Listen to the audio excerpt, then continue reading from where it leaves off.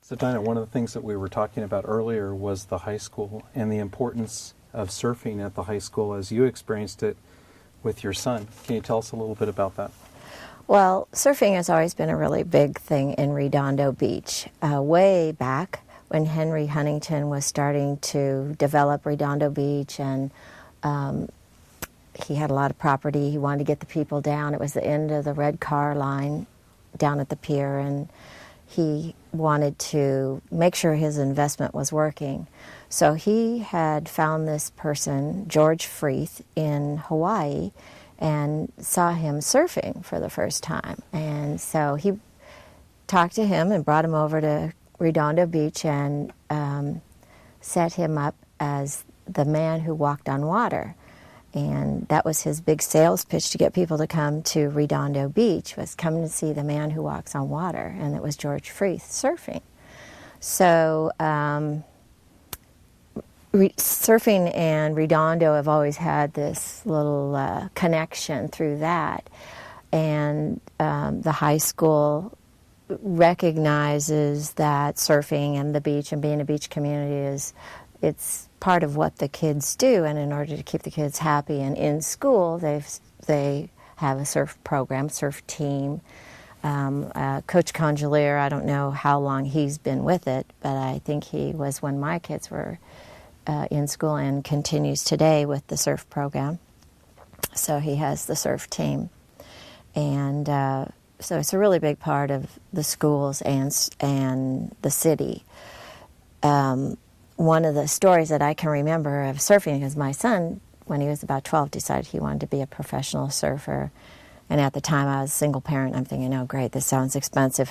If you can figure it out, just go do it. So he started hanging out at the surf shops and going with his brother surfing every day. And the good part about surfing for the teenagers or kids is, you know, they're in one of three places. They're either eating, sleeping, or surfing. Once it gets in their blood, I mean, that's all they do, and it wears them out, and so they want to eat a lot and sleep a lot. So I was pretty comfortable with my kids being in those three places, doing those things. So I was really supportive of him, and he started competing. Reese Patterson, who is a local professional surfer, was kind of coaching Greg to be competitive, and he started out in the YMCA competitions on the weekend and then went to the NSSA, which is the National Scholastic Surfing Association, and that has surf contests up and down the coast. And he managed to figure out how to get there and do his thing.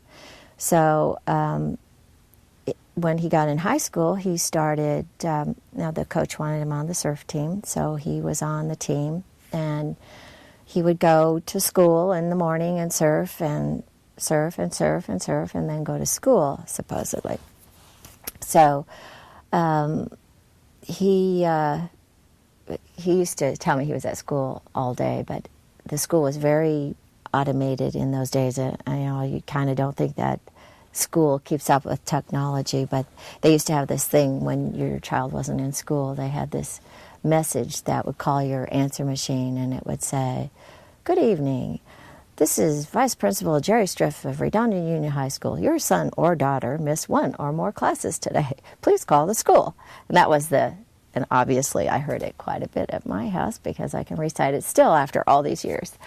So my son would be, he'd come home from school and I'd be home from work and making dinner, and he'd walk in the door, "Hi, Mom," and I'd say, "Good evening." And he knew I had gotten that message. And I said, "Greg, I thought you were at school." "I was, Mom. I went to surf class, and then I went to school." It's like, surf class is only one period. But anyway, and this continued with him all through high school. But the school was really supportive of him because they recognized that surfing was becoming a really big industry and important, especially in the city of Redondo Beach.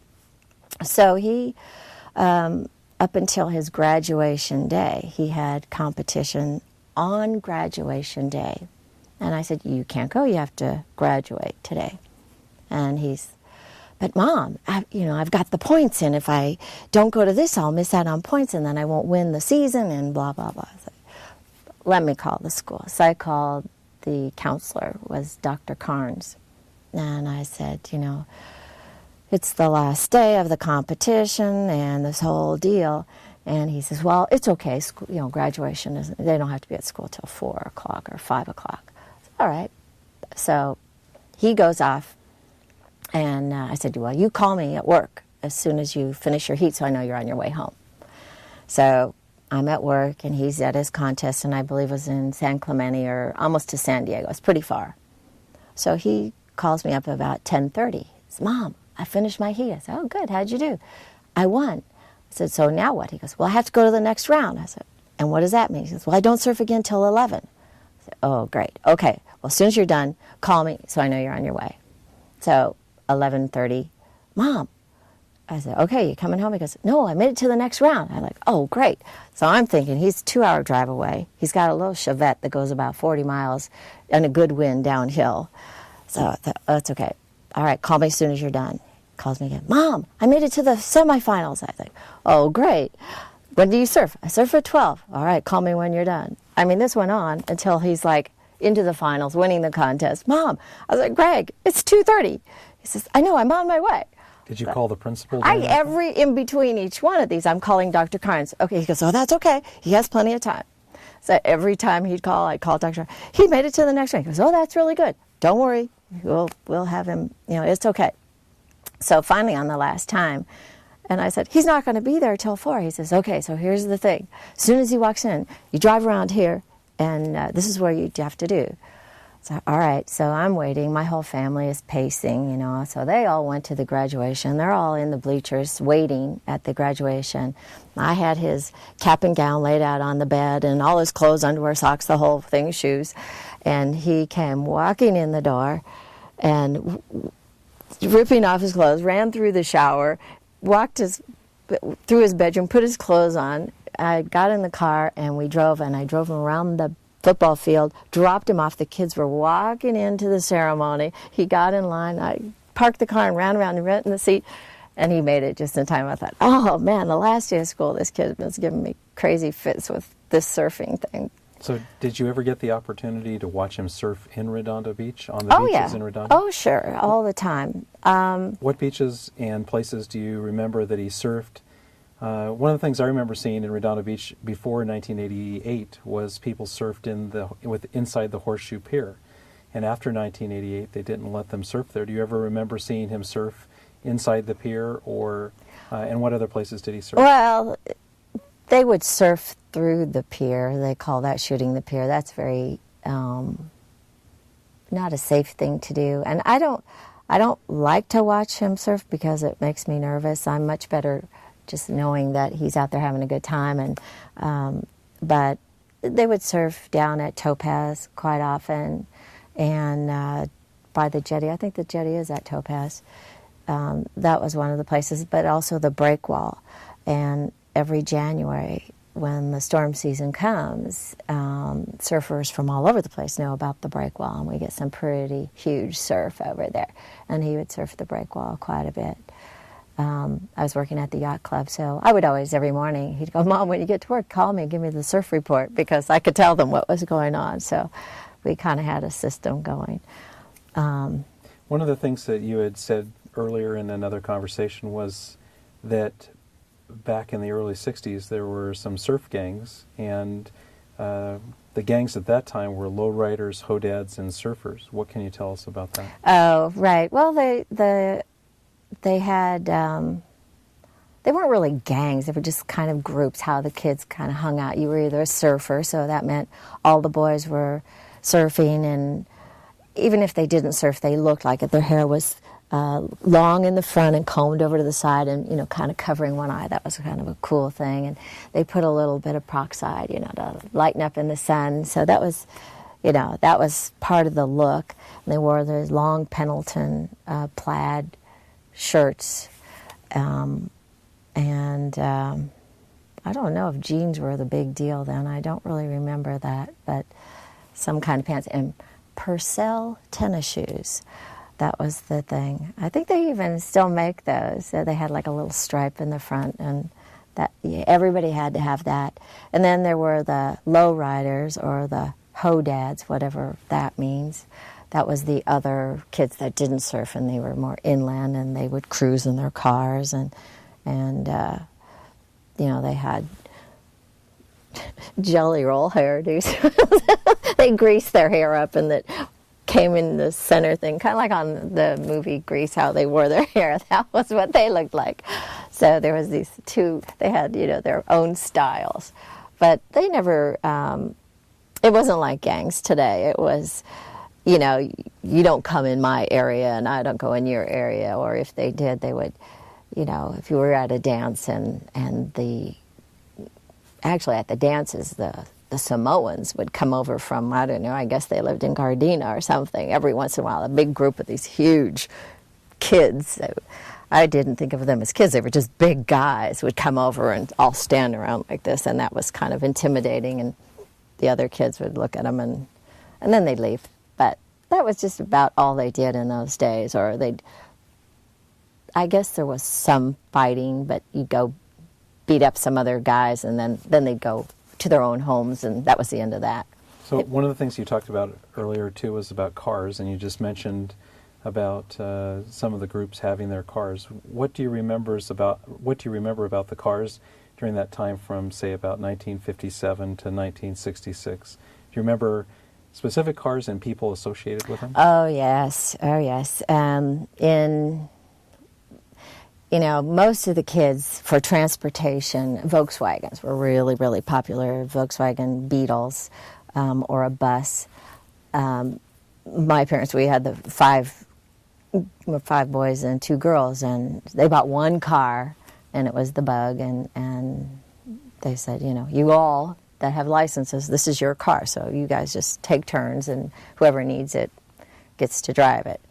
So, but the 66 Chevelle was very popular, and there was the Barracuda. What is that? Plymouth Barracuda. And I remember these girls from Redondo High would come and cruise into our neighborhood in their fastback Barracuda. It was blue. It was Linda Savell and Linda Fowler. They would come in, and I don't know why. Girls usually didn't have the car, but these 2 girls had a very cool car, and they would come and cruise in front of all the schools. And that was what you did after school. They'd all get in their cars and cruise the other schools just to kind of, I don't know, show off or see other friends and stuff. But that was one of the things that they did.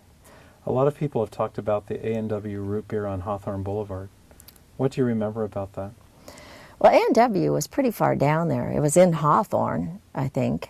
And that was you just would get in a car and you'd just go down there. I don't remember eating a whole lot. Maybe you'd have a root beer, but they had the little stands in the window. There was also, just down on Torrance Boulevard, on Hawthorne and Torrance Boulevard, at the very corner, I guess right now it's I don't know what it is, Long John Silver or something. There was this little drive-up place that had you roll the window down, they put the tray in. They didn't have car hops, but they had the skating girls, but they had the people come out to the window, and that was called Mary's Little Lamb.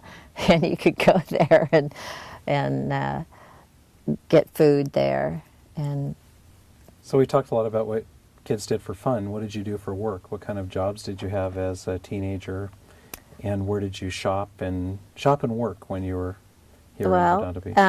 Most of the time I would babysit. When I was probably about 12, I started babysitting just for the neighbors and stuff. And what year was that, and how much did you earn? 50 cents an hour, big bucks. And that would be like 1962, maybe. And just for people in our neighborhood. And then you would get your money, a couple $, and you would go to the mall, which wasn't really the mall. You called it the Broadway, and it was over on Hawthorne, it's not even Broadway now, I think it's Macy's and Joann's, but that was the Broadway. That was the big store. Broadway, Penny's and Sears. It was open air. There was a couple of shoe stores. Morgan's Jewelers was there. And a little dress shop, Lerner's and Judy's. Those were and you could go to Learner's and buy clothes really cheap on layaway. So you could put your $2 down, and then the next week put $2 more, and finally you'd get your outfit of your dreams. That was our big deal. And do you remember what an outfit of your dreams cost in 1962? A lot more than I had. I don't really remember what the prices were, but I remember shoes, you know. Everybody had to have these shoes, Cappezio shoes, and that was a really big deal, and you had to get the right kind of shoes. But, you know, and you could get them in all colors. So that was one of the things. Girls and shoes, that's always the way it is. So besides shoes, I think one of the things that girls like to do is talk on the telephone. What were telephones like back in those days? Today people push buttons. Did you have rotary phones, and did you remember something about party lines? Oh, right. Well, when I was young, when we first moved to the area, I guess kids really didn't talk on the phones like they do now. You know, you started to talk on the phone when you were maybe about 12 or 10 or 12. You'd answer the phone and stuff. But there was what you call a party line. So it meant your phone line was connected to somebody else's. Ours happened to be the Easleys that lived around the block from us. So we knew the family. And if you picked up the phone and somebody was talking, it was the other people having a conversation. And you'd wait, you'd hang up, you know, or be real quiet and hang up because you don't want to interrupt them. But that was a really, you know, when you think now of technology, it's like, God, even the 10-year-old kids have their own cell phones and they can't be disconnected from anybody. But back then, you had to dial the phone, and I was a step up from you where you called the operator and you had the little crank phone like on Andy Griffith's show. You'd see all, you know, they'd call the operator. But we were a step up from that. But the phone numbers had, the prefix was a name. And I remember our phone number was Frontier. It started with Frontier. I don't know, Frontier 65772, I think. I don't know. I think that was our phone number back then. But it was... Do you remember what color your phone was? Could you get always colors black. of phone? Black. The phones were black. And then they made the Princess phones. That was a little smaller version. The telephones were huge, and we had a phone on the wall. Even the phones on the wall were good-sized phones, and they were really heavy. They weren't plastic. I don't know what they're made of. Speaking of phones, well, turn off the cell phone. We forgot Now, to turn off the cell phone. Would this have happened in 1962? Never. Hello?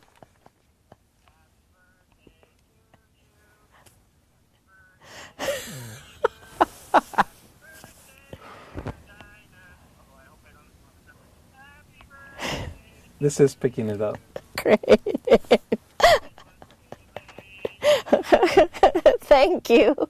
Can I call you back?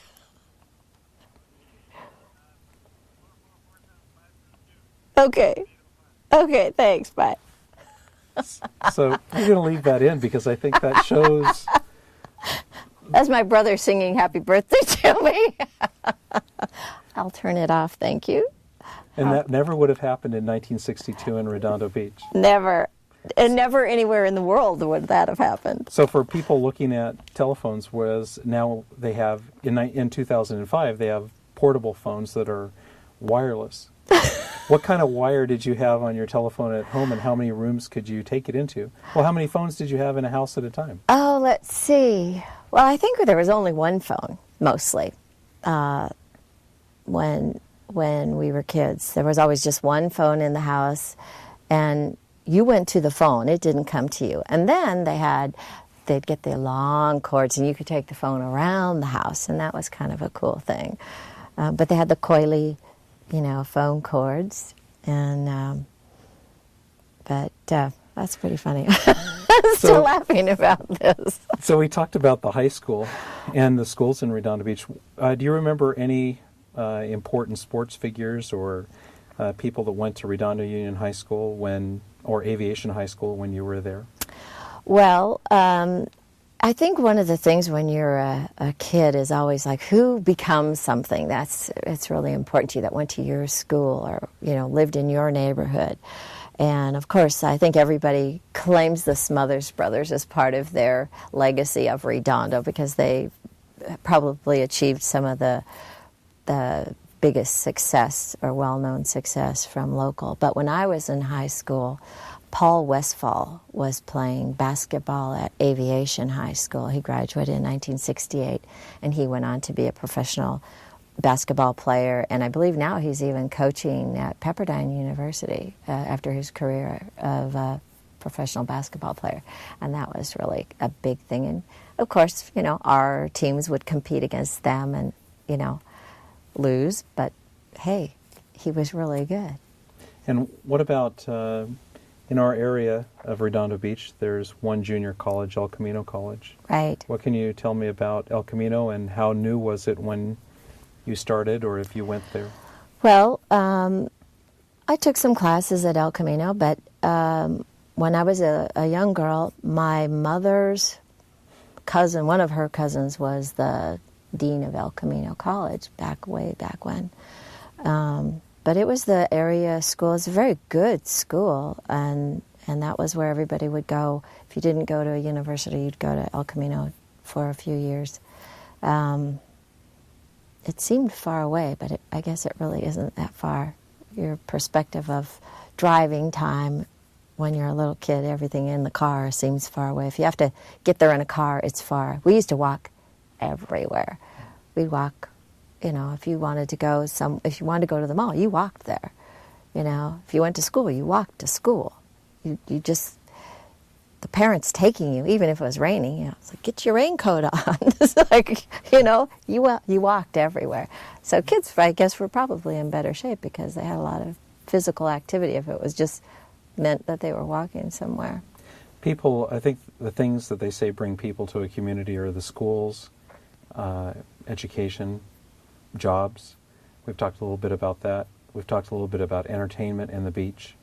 What was Redondo Beach like before 1970, 1980? And when did it change from a bedroom community to a tourist destination? Well, or was it a resurgence of it? I don't know. I think way back when Henry Huntington was here, there was this huge hotel right off the bluff there. I think right where Veterans Park is where that hotel was, and thousands of people would come, and they had all those bathing beauty contests, and it was the end of the red line or the train, so people would come all the time. And with the storm damage and things like that over the years, I believe, took its toll on the pier area and all of those amusements. And over time it changed. The aerospace industry, brought in a lot of technical people. They came and lived in a really wonderful community, and it became more of a bedroom community. Then when they started to redevelop a little bit of the areas, the older areas, they put in a lot of hotels. When they took out the Triangle, which is, Burl and Catalina, that little piece of property there that now stands the big hotel. When they put in, it was the Sheraton when it first opened. That was a big hotel. The Portofino came in when they built the harbor in the 60s, early 60s. So that was starting the new, I would say, tourist trade in the community. And then they had, they built the big Sheraton, which would accommodate banquets and things, and some other hotels around, the Best Western and the Plush Horse. I don't even read it. Palos Verdes Inn, I guess, is what the hotel is called. In the 80s, about 85, I was in the hotel business. I was working at the Best Western Redondo Beach Inn, and my job was also, to fill the hotel. So being a resident, you really don't think of your community as a tourist destination. You just always live there and you love it and you just accept that. But when you start to get into business and try and realize that you have to, your job is to bring people here, not to live, just to visit and go away. You start trying to research and learn about the area a little bit more. What's going to entice them to come? What are the points of interest, and what can they do here? So I started doing a lot of research and I realized there is no visitors bureau. I had a very progressive general manager, Mary Alice Bashford, and she was great. We had a great time trying to fill our hotel. She was a lot of fun and really smart. And she said, we need to start a visitors bureau in Redondo Beach. So we called meetings with the other managers of hotels and their salespeople, and decided that the hotel people really needed to be the ones to get the ball rolling on this. It wasn't going to happen from the Chamber of Commerce or the other community people, because they didn't understand that part of the business. They were happy in aerospace or doing whatever kind of business they had in Redondo, and really didn't understand the importance of tourism to the city and the dollars that it could generate. The TOT tax brings in a lot of money to the city. So we did a lot of research and tried to develop this whole plan for a visitors bureau. And we invited the council over, and we've made presentations to the city council and the city manager, and they really were having a hard time buying it because their constituents were like, oh gosh, don't bring more people, more traffic, and they really didn't understand the concept of people in hotels, take public transportation, or they'll take a taxi, or they can walk, and they're spending money in your community, and your tax dollars, are given to you from them, and then they leave. So it's a pretty harmless trade, but it was a very hard sell for the city, and the work that Mary Alice and I did on this kind of was getting around to the Torrance people, other hotel people. So the Torrance Holiday Inn pursued me to come and work for them and to help get their visitors bureau going. So I went over there. It was a very nice offer, and started all of that with their Chamber of Commerce and their hotel people. Got that started, and then was transferred to another hotel in Huntington Beach, brand new hotel, Holiday Inn, and started the steering committee with that community about their visitors bureau. But interestingly, about going from Redondo to Huntington Beach, Henry Huntington, same guy, the history of Redondo Beach and Huntington Beach are really similar because the same man developed a lot of it. So a lot of the surfing thing, Huntington Beach is known as a big surf city, although Redondo, they had George Freeth, and that's where Henry Huntington really is. So Redondo is really the original surf city. But I thought that was kind of interesting. Then left Huntington Beach from the commute and came back to Redondo to find that the Visitors Bureau still hadn't been started yet. But finally they got it off the ground, and it's thriving today. It's very, very good, and the city is enjoying the benefits of the visitors coming to the community. One of the other things that people move to a community that's involved in their choice is the safety of the community. What can you tell me about, say, your experience from childhood, adolescence, and all the way to adulthood with the police department or safety in Redondo Beach? Safety is really important to me. I always feel that the more police you know on a personal level is better for you. Probably because when I was very young, not living in Redondo Beach, but I was molested by a neighbor, and the police came to our house, and back then that just didn't happen, and they didn't believe my parents. I was really too young to be involved in that, but I realized that the police was the police officer was trying to help me. So I always felt like I need to kind of stay close to them because I didn't ever want anything like that to happen to me again. And the news wasn't what it is, so you didn't hear about stuff like that in 1955. When I moved to this area, I always make it a point of wherever I live or wherever I am that I know the police in my area. So I was working at the Yacht Club, and had a good relationship with the Harbor Patrol, who is kind of the police sort of jurisdiction of the area where I was working, and I felt very comfortable with them. And then the city manager one day decided that he was going to arm the Harbor Patrol, which really made me worry. I thought, whoa, what happened in this area that now they have to carry guns in this nice little harbor? Do you remember what year that was? Bill Kirchhoff, what year was that? 90-something, 95? I think 95. Anyway, that concerned me, so I was at a Chamber of Commerce breakfast, and I thought, I'm going to find this new police chief that we have and see what's the deal, because I like to understand that part of the city where I am spending all my time. So I introduced myself to the police chief, Mel Nichols, and said, tell me about, what is this? Should I be worried? Is something going on that I don't know about? Or how can I help keep my area secure and safe? And he said, well, we're starting a new organization. It's called the Citizens Police Academy.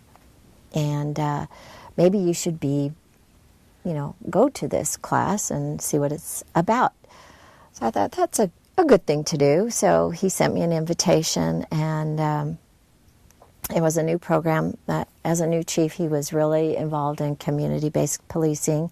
He felt that getting the community to understand how the police department works, and that there's only 104 of them at the time, I believe was what it was, officers, and 60,000 people, that they need more eyes helping to understand how everything works and keeping the community safe.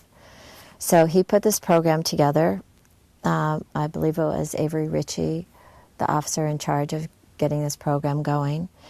And it was about 10 or 12 weeks. Every Thursday night you would come in, and one unit of the police department would come in and tell you about what they do. And I don't know why, but I just found that incredibly fascinating. Number one, as a career choice, if you were a police officer, you have all these options. You can be a police officer for all these years and still have a variety of choices if you're into detectives or canines or crime scene investigation or all these different things. There was a lot for them to do. And I didn't know I had that side of me, but I became very interested in the police work, understanding how it all works, how to keep my community safe, how to keep my personal family safe. And after I completed the course, I sent a letter thanking them and said if there's anything I could do to help, reach out to the community to understand and participate in this program, I'd be willing to do that. I got a call and they said, okay, so you can help us coordinate this. And I think for 3 years I spent my Thursday nights being the greeter, I guess, and organizing or keeping the people kind of together for this program, which I loved and I felt really valuable. Several hundreds of the citizens of Redondo Beach have gone through the program.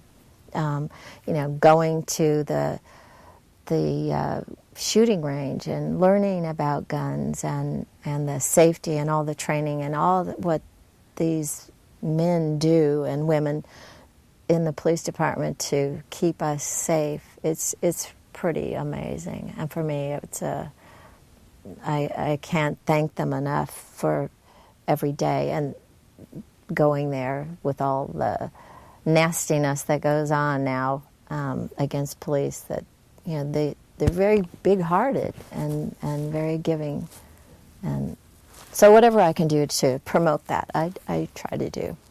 So you talked a little bit about the harbor and the yacht club.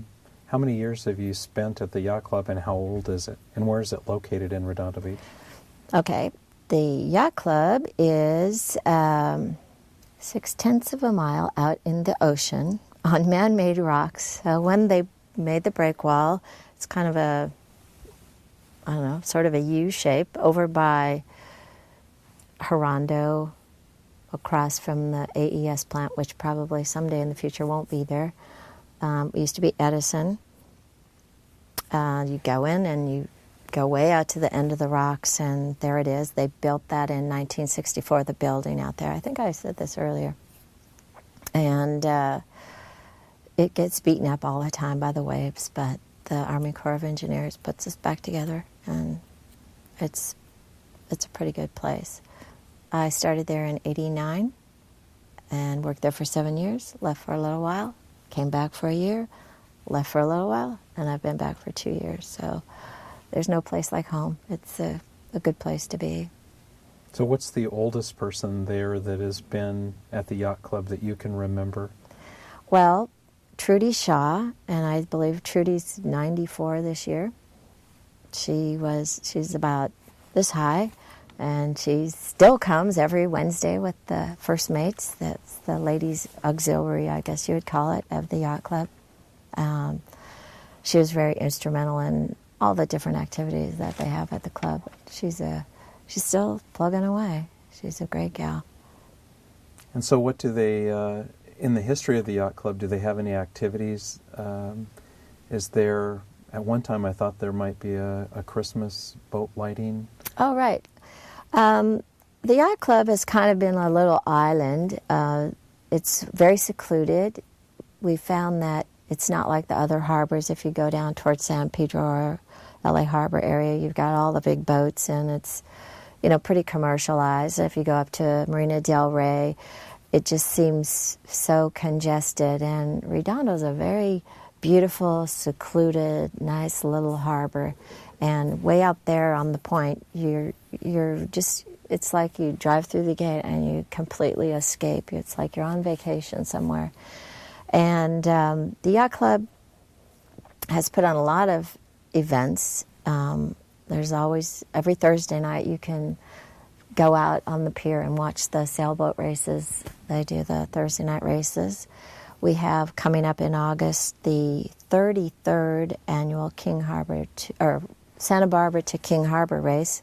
So they all start at Santa Barbara Yacht Club, and they leave about noon on Friday and race down here to King Harbor. I think we've had as many as 170 sailboats all rafted out together in front of the club. Then we have a gigantic shrimp feed. That's every August. It coincides with the surf festival. Is that what they? Yes. It's the same weekend every year. And then we have the Christmas boat parade, which we started, I guess this will be the 14th year.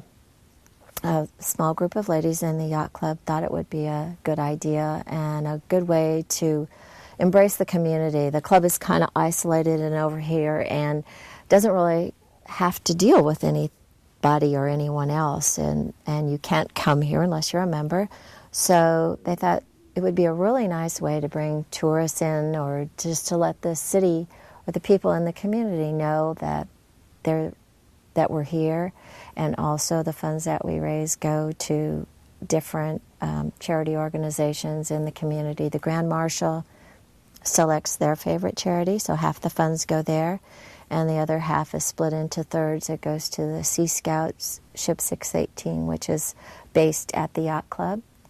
The King Harbor Youth Foundation, which is a sailing program for kids. We do summer sailing classes for kids. And the Let's Go Fishing Foundation, which is an organization that our fishing fleet started, bringing inner city kids out for a day of fishing. So those are the charities that the boat parade supports. And it's grown every year, and it's free for anybody who wants to come and watch it. And it brings business to all the waterfront businesses, the restaurants and places there. And we've tried to work with the city and the Visitors Bureau to include other activities during the day so someone could come down for an all-day deal and stay for the boat parade in the evening. And fortunately, over the past 14 years, we have had no rain. As soon as it ends, we've had rain, I think twice, but it's never gotten rained out yet, knock on wood. And it's a lot of fun. You talked about people standing on the pier and watching the boat race when it ends. Were you here in 1988 when the pier burned? Yeah. Oh, yeah. Did you see it, or did you only see it on television? No, I saw it, and I'm trying to think why I saw it. I was viewing it from the yacht club location, so you could see this billowing smoke, and it was black because of the, I guess, the oil in the pilings, the wood pilings. It made tons and tons of black smoke, and it was very scary when things like that happen, and they're that close that you can almost touch it. It's pretty scary. So. Did you do anything through your time here in Redondo Beach for the past 30 or 40 years? What activities did you do on the pier? Well, we used to go to the pier and just walk around the pier and look at people fishing. I never fished off at this pier. I like fishing, but I never fished. But you always had to wear shoes because fish hooks would be on the pier. And it was wooden. At the time when we were kids, it was all wooden planks. Now it's all cemented. It's very, very nice. But it was, you don't want to get a big wooden splinter in your foot or a fish hook. But there's a lot of people that go out there fishing all the time. I remember that at the horseshoe thing, in the little part, it was like little waves. It wasn't big waves. So it was a really nice little, like Mama's Beach, that little kids could go there and not get knocked down. That was a nice thing to have. It's not there now. I don't even know what's there now. There's a beach, but because of the fire, the beach is closed because I believe there's still obstructions in the sand from the fire, from the pilings that were washed out and washed into the beach. So they've never opened it back up. What do you remember? People talk a lot about the beach being bigger in Redondo Beach, that it was not as shallow as it is now in terms of sand. Do you remember it ever having a lot of sand, or has it always been the same? You mean short Yes. distance to the beach? To the water? Yeah. Well, I'm not sure so much if it's that the beach has changed or, when you're a child and you're looking at something, everything always seems big. You look at your dad and you think, wow, he's huge. But, when you finally grow up, he's not that big. So I don't know if it's so much looking at the beach as a child and thinking it's so much sand. I remember, running across hot sand to get to where you needed to be, because we'd always camp like at the edge where it was just before it went down to the water. Yeah, we would go out there. And I remember if the sand was hot, you'd have to throw your towel and jump to it and then throw another towel and jump to it so you wouldn't blister your feet. But sometimes it would be hot, and it seemed forever, like you were going across the Gobi Desert or something, because that was hot and it was a long way to where you had to go. It seems like it might be a little shorter, but they dredge occasionally to try and put the sand back. So as a final question, what do you think the biggest change in Redondo Beach has been since 1955, when you got here, I think, until today? The biggest change, well, I don't really know. There's a lot more people. It's still a very safe community as far as I'm concerned. It's a little more, it's very expensive. I think just living in California and beachy, the houses are unbelievably expensive now. But that's just kind of happened in the last 5 years, that it's escalated uncontrollably. But that's a good thing, because that keeps everything nice.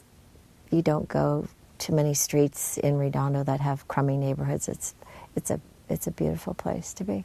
Okay. Thank you. Okay.